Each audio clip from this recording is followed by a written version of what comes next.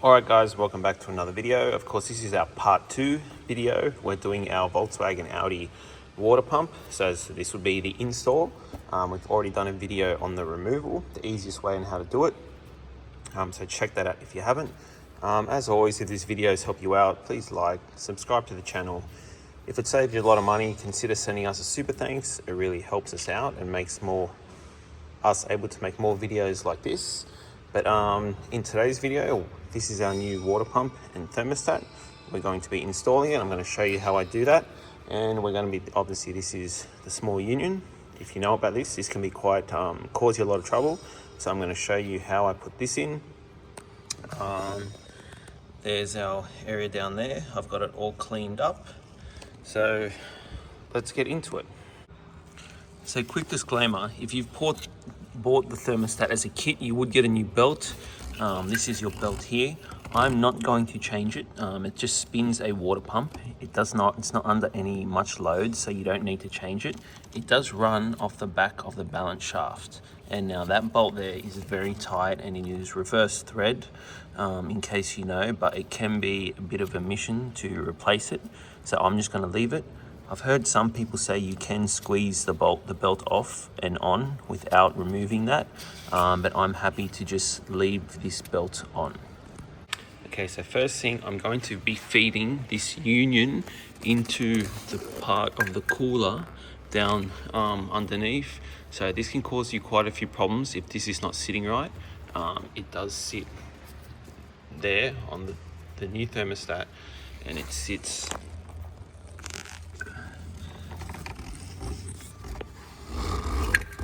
there on the cooler, so it is a bit tricky to get it in. First thing is I've got some coolant here. That's how I lubricate the two seals, the two ends. Get that ready. I feed it first in the cooler, in there. So I push it in as hard as I can.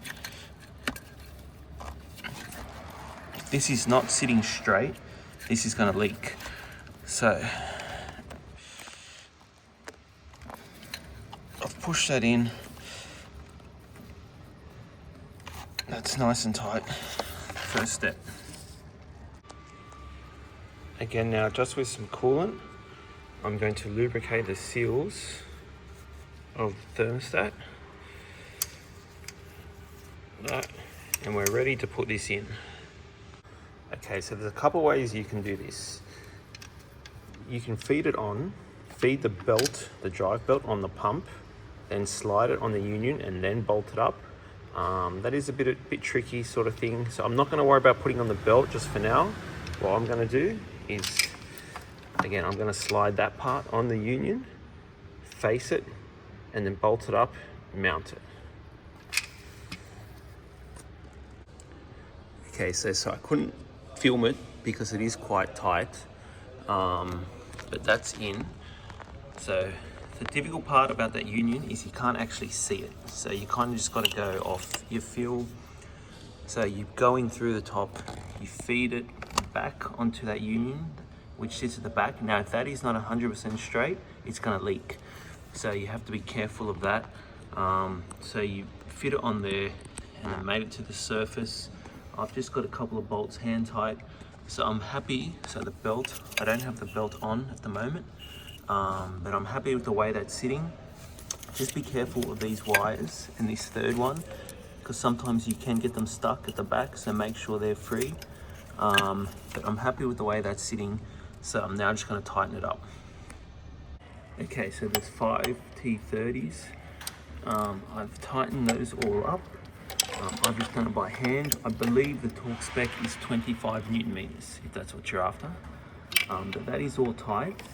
But I want to check the fitment of that union we spoke about as quick as possible.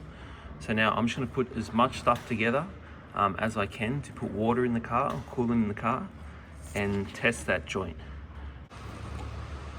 Okay, next I'm going to put that drive belt on the water pump. For that, I have a 24mm socket on a long ratchet.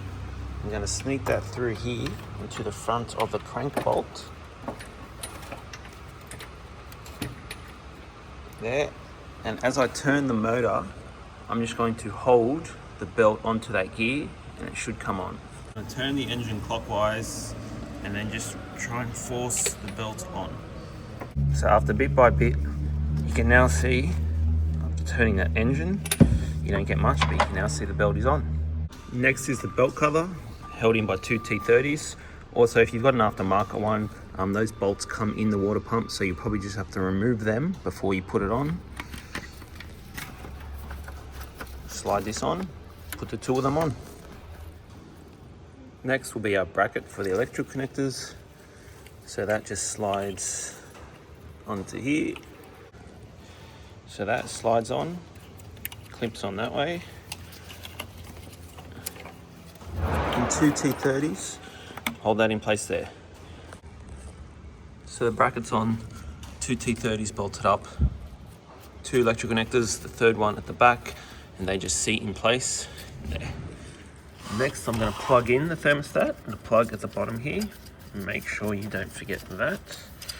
Next, I'm going to start putting the coolant hoses back on. So I refit the securing clips, the retaining clips in place before I put them on. And then I just spray a bit of lube spray on the connectors. So this is the bottom hose. And then I just start putting them on one by one. Bottom one on. Middle hose. On. And lastly, again, the clips on, top hose. Make sure they're on, make sure the clips are still in place. All three hoses on. So next, I'm going to bolt up the throttle body. You will see here that there's a little dowel pin at the front there. That has to go in the front of that throttle body, so it'll go on like that, like so. Now again, it's got four T30s. You can either wrestle with them from the top and tighten them up, or put them in them from the bottom, whatever you prefer. So the throttle body's all on, four T30s nice and tight. I'm now going to put this hose and connect this back up. The reason I'm doing that is because I want to pressure test the cooling system to make sure that union behind the thermostat is not leaking before I go any further. So I'll reconnect this hose, I'll put some coolant in the system, and then I'm going to pressure test it. That hose is on, again, just using my spring pliers for the clamp. I'll fill it with coolant. So now I've got the pressure tester on there, because if that union was going to leak down here, you would definitely know about it. So it looks all good. So now I can continue to put the rest of the car back together. Okay, so now that we're happy with everything, I'm pretty much just going to put it back together in reverse order, starting with this pipe here. So there's a T30 here and also a T30 at the bottom. I'll put those two in. All right, now I'm back underneath. I've got our boost pipe that's going to go on, so that part goes over the throttle body, two T30s, hose around the radiator clip, and the airflow meter down there.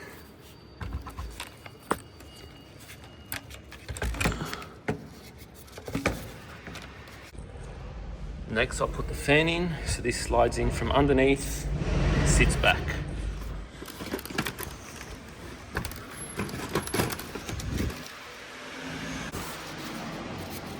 Don't forget to plug that in and sit that up there.